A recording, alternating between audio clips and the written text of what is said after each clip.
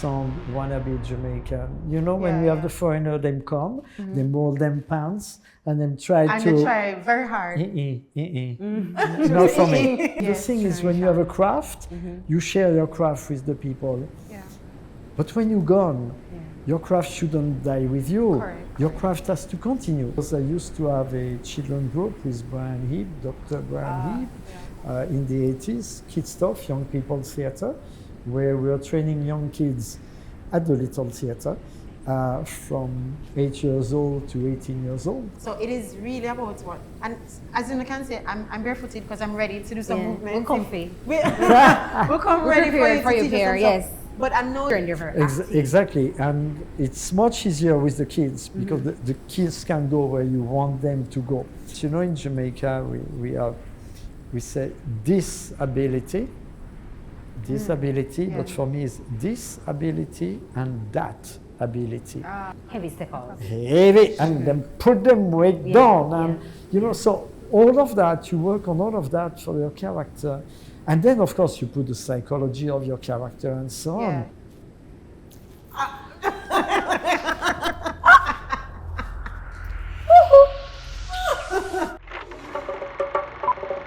Cue the drama!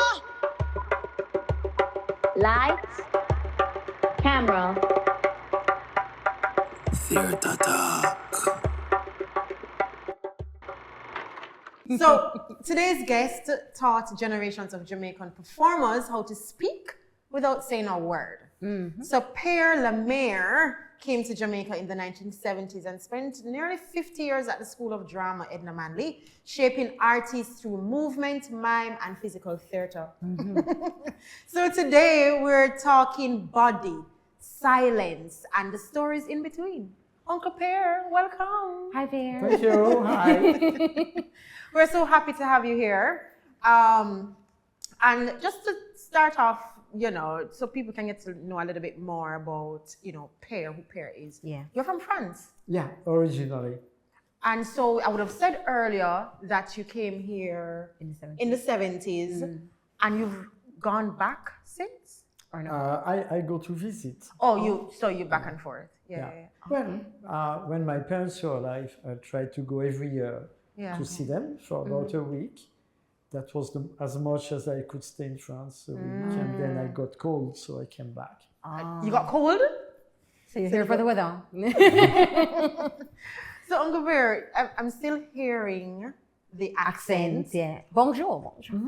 But the accent is I couldn't lose it because when I came here, I started to work. I was working with the French embassy for the first year. Instead of doing my military service, I could go in the cultural services at the embassy.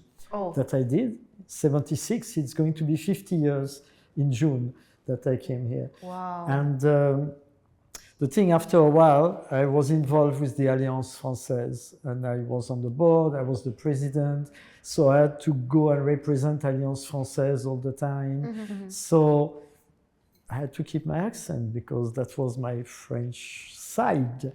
So, you know, and I didn't want also to lose in a way my accent because I didn't want to sound wannabe Jamaican. You know, when we have the foreigner, them come, they mold them pants, and then try and to. they try very hard. Not for me. No. So that's why also. But you're at Edna Manley and have been at Edna Manley for over 50 years, and you're amongst Jamaican students. Yeah. How has that been? Yeah, specific to the accent, keeping your French accent, but also them trying to understand you and you understand them. After a while, you know, it's first of all they got accustomed to me, but also when I get mad at somebody, my Jamaican accent is totally gone. When you get mad? I'm using, well, you might, in some show I directed, you might have at some point realized I switched totally in my Jamaican Creole. Yeah, it's the funniest thing. It's the funniest thing.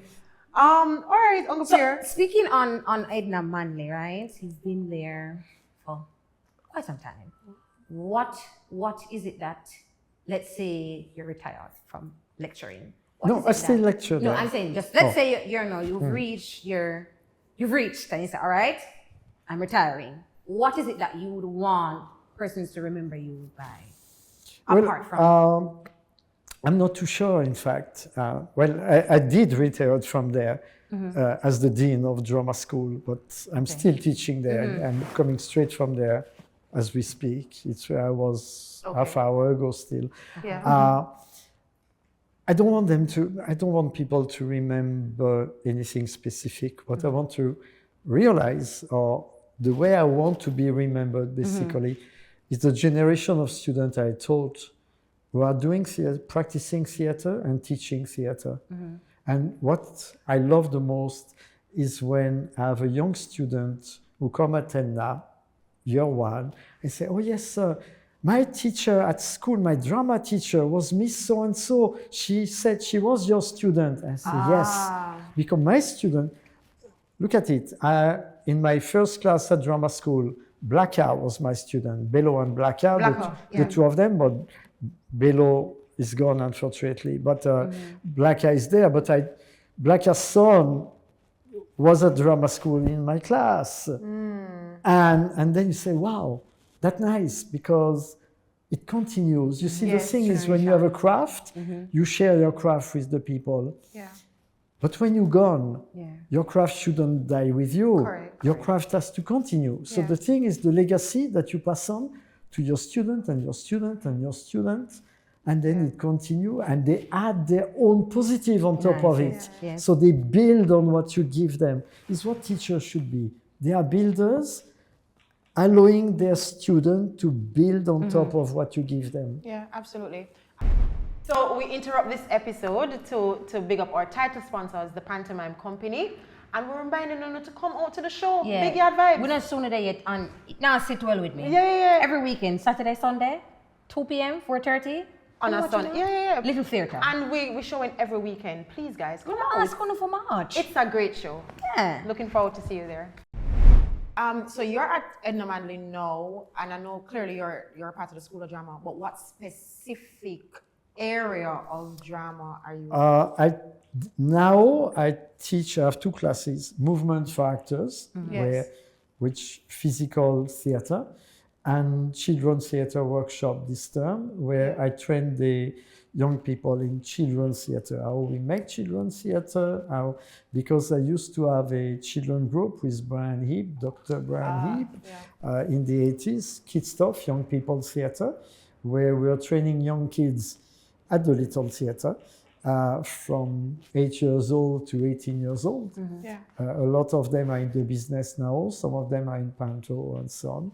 And that was the deal with Mrs. Gloudon, you know, she said, I give you that room to work with the kids, but then when they turn 18, they need to be with us in Panto. And we did that for quite a while.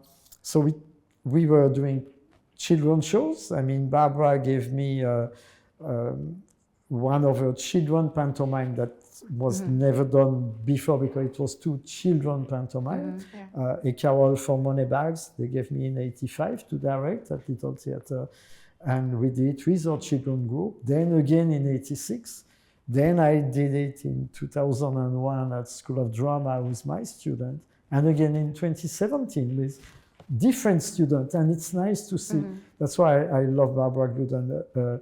Her plays can respond to generation in 85, in 86, in 2001, in 2017. I want to go back to pantomime and your role in pantomime, but I just want to talk a little bit more about the movement aspect of theatre that you specialize in at School of Drama. So it is really about what, and as you can say, I'm barefooted because I'm ready to do some movement. We're comfy. We'll come ready for you to teach us some stuff. But I know you specialize in the body. And how the body can be used to artistically express without speaking. It can be without speaking, and it can be on top of speaking. Because you see, when people think that drama is about text, it's not about text. When somebody comes on stage, suppose if you knew the word theater, when you are at the word at the top, all the way up, you see the people on stage about that big. That's how you see them from up there. You see the movement they do. Yeah. before you can hear what they say. Yeah. When an actor come on stage, him don't come chatting from backstage on stage. He come on stage. Yeah. When he walks on stage, you should know who he is already, what character he is, a nice guy, is a bad guy, a thick guy, because of the way he walk before him talk. Because we are physically in front of people before we open our mouth. Yeah. So you mentioned working with children's pantomime. How different is it working with children versus adults, helping them to control body? Because I know as adults, we're not so open to change and we're kind of lazy. Exactly. But children, they're very active. Exactly. And it's much easier with the kids because the kids can go where you want them to go. And also, when you work with adults, it's easier to work here in Jamaica, for instance, than with British people because culturally, physically, people can be more restrained and people are more open. Jamaican people or Caribbean people in general are very open in terms of their movement. But they also have some movement that they do for specific things. And when you work on stage with them, you have to make them forget that or at least move out of it. If not, it becomes stereotyped. And everybody do the same thing in the same circumstance. And so you have to make them move away from unlearn it and find the real thing out of themselves. I directed a show at drama school in November, which was a comedy, a political comedy, but highly comedy. And I was so proud of my students because they didn't use any stereotype.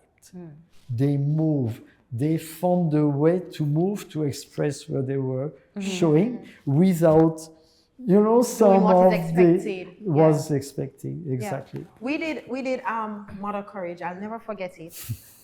There was an actor in that. She was dumb. She couldn't speak. So the character couldn't speak.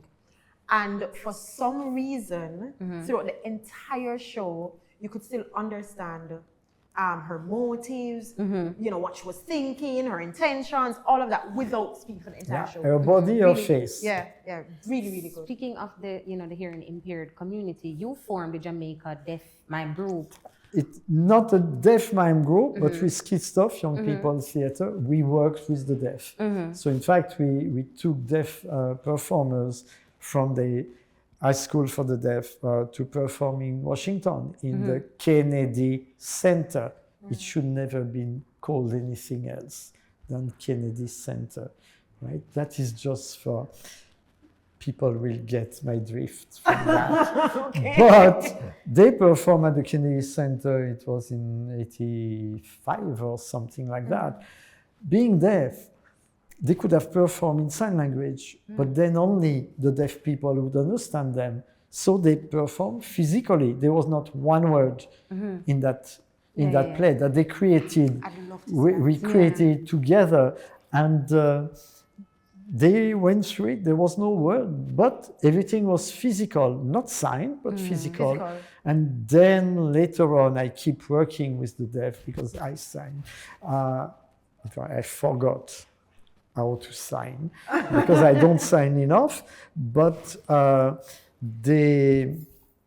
we worked like in 2000. We did at Endamane College a show with about 100 young deaf people and dancers, actors. Some were even playing drum in it, and because deaf people move very easily because it's their language. Right. So they have this facility for the stage and expressing themselves on stage. People from the outside don't recognize their value because they think that being different and they don't talk like us. So, but there is a plus. And every time I work, even with School of Hope, with the people who have mental challenges and so on stage, what I tell the parents, in Jamaica, we say disability, but for me it's disability and that ability. Because every time you have a challenge somewhere, you compensate by something. I can't sing, I can't hold the tune. Yeah. So when I was in drama school, what I had to do is to go to physical theater, Yes, right? So all of us, we find the strengths from our weakness. Yeah. And theater allow you that. to use it. Disability and data. Yeah. So now that mime is a part of, actor training, Yeah. how does physical work strengthen even, talk heavy plays? How does that? Well, the physical work is not necessarily put a play with physical work only, but you use your physical work in a play. For instance, I don't know if I can stand. You can. I'm still in the frame can if I stand. stand, You can right? stand. If not, you move with me. I'm short, so I should be in the frame.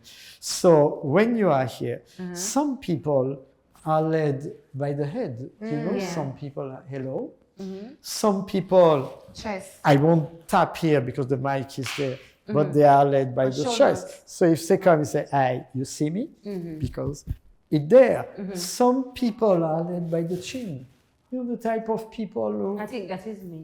look down. So people say, "Wow, she's too." No, it's the chin. Yeah. Some people are led by the tummy. It's there.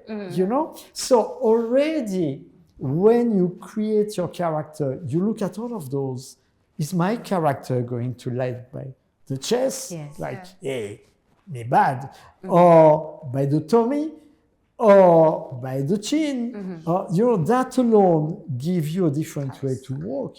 And even the way people walk, some people walk light, Yeah. Some people are Heavy steppers. heavy and then put them weight down. And, so all of that, you work on all of that for your character.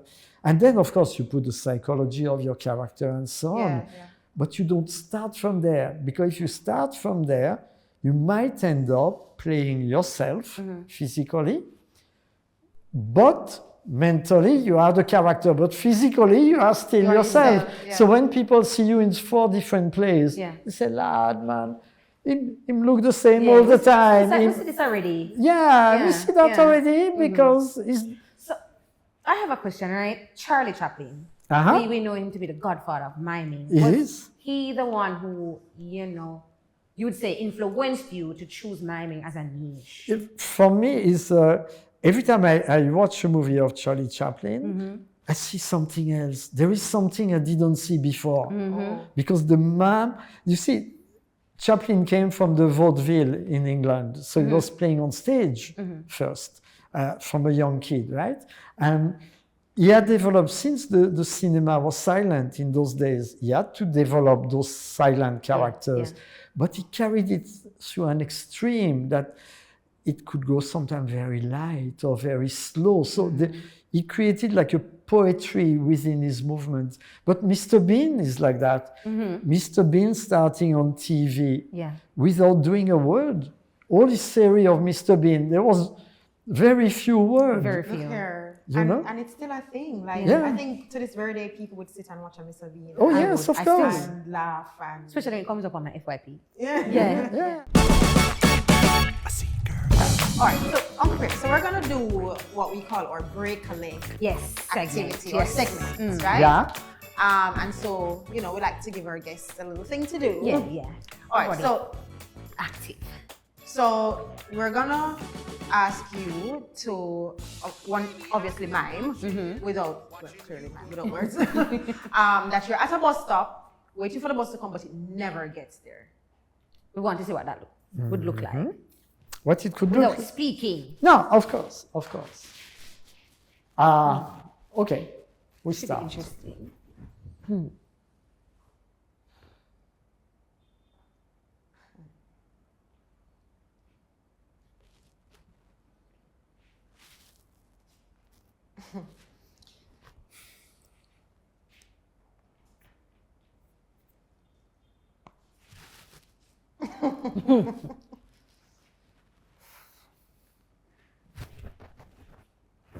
Okay. I'm calling a taxi because The next alternative.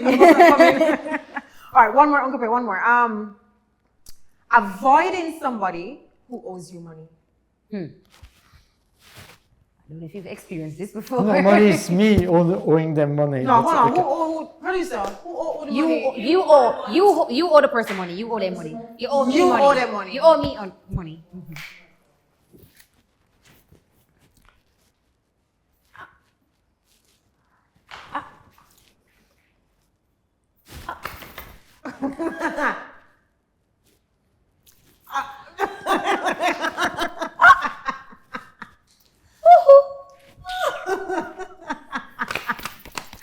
Oh my God, thank you so much, That was Unfair. good. So we just want to talk a little bit about pantomime. I know you touched on Mrs. Gloudon Earlier, yeah. earlier, but let's talk a little bit about pantomime because this is pantomime is one of our executive producers for this podcast, and it's one of the reasons we started it too. So we want to go into a little bit about your experience there. You've done a few shows with us. And before you guys. And before us, for sure. How has that been, Well, first of all, I have to say that in Jamaica, I have 3 cultural godfather, godmother. Yes.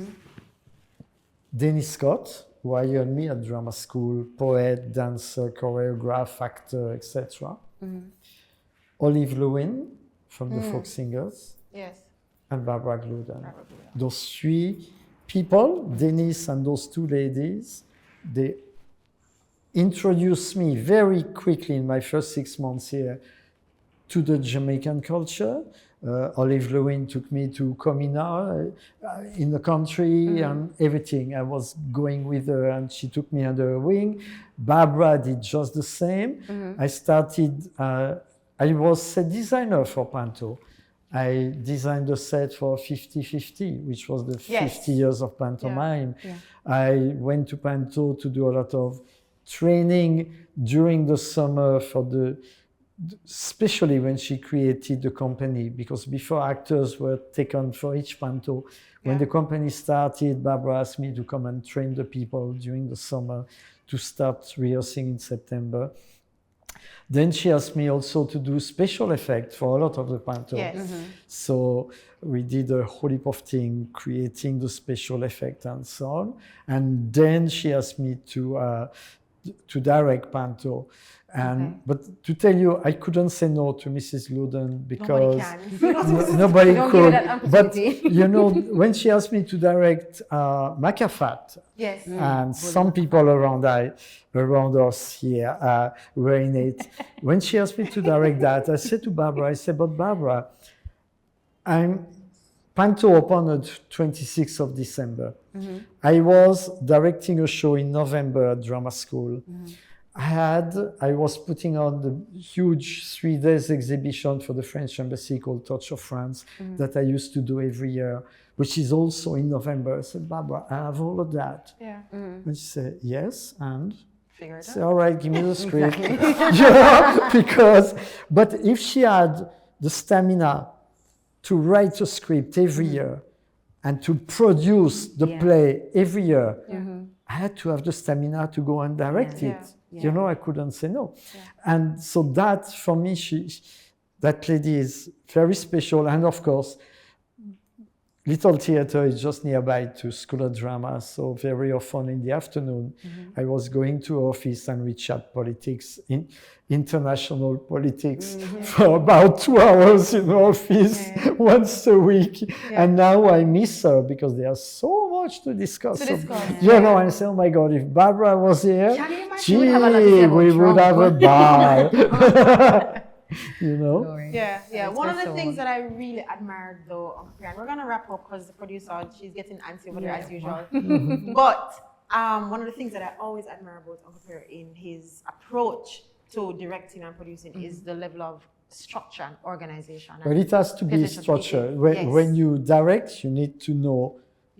For me, my lights are important, so I don't let the lighting designer to decide the light. I do. I normally design set, or if not, I give my draft to the designer who's going to do it. Everything has to be, and when we did Panto, I was coming every night at Panto and checking that all the musicians were in the pit, half hour before we start. So tuba, person who was the first one there, up to now, he said, I remember you are the only director who came every day to see. But it's important. Everything has to be working together so the audience gets a good show. Correct, correct. And I believe that's the first world level type of directing that we need to start adapting here. Anyway, Uncle Pierre, thank you so much. You're most welcome. We appreciate Thanks for it. coming. You know, and of Before course, you go though, before we even wrap, we want Pierre to say something in French. yes, So we can something in repeat it. French. Oh. Because he would have bilingual. Merci beaucoup de m'avoir invité. All right. what? Yeah, man. Come again. Slower. Merci beaucoup Merci beaucoup. de m'avoir invité. Thanks very much for inviting me. You're welcome. Okay. What does Voulez-vous coucher avec moi? What does that mean? You sure you want an answer, a translation to that? We're not sure if you No. ask we. Be very careful when you use that question, when you say that question, because it really means, do you want to sleep with me tonight? Do you want to sleep with me tonight? That's what it means. Is That's what what that it song means. means. That's what it means, yeah? Yeah. Okay, so we're not say that again? No, all right. Scrap that. Scrap that. Cut. Take two. Let's go. Say theatre talk in French. Say what? Theatre talk. Theatre talk. Right. Parler de théâtre. Parler Parler. de théâtre. Vos théâtre. De théâtre. Do théâtre. Parler de théâtre. Parler do théâtre. Parler de théâtre. All right, thank man. you for joining another episode Come on. of Parler do théâtre. Thank you, share, Uncle subscribe. Pierre. Thank you for All right. coming. Thanks No for problem. coming. Really Appreciate you. it. Appreciate you. And guys, remember to come and watch our show, Big Yard Vibes, Yes. showing at the Little Theatre Every every single Saturday. weekend, Every Sunday. every Sunday until Mother's Day. Like, share, and subscribe. We're still waiting for you to tell a friend to tell a friend. What? Go there? What? Next time. Cue the drama. Lights, camera, Theater talk.